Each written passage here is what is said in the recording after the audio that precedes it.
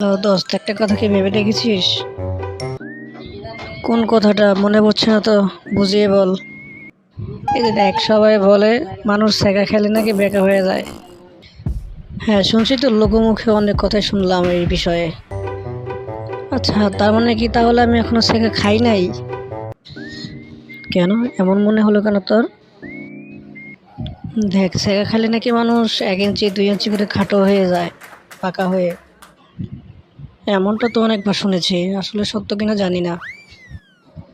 দেখ, এটা আমি সত্যি মানি, কারণ আমি কয়েকটা প্রমাণ পাইছি বা আমি কয়েকজনকে দেখছিও।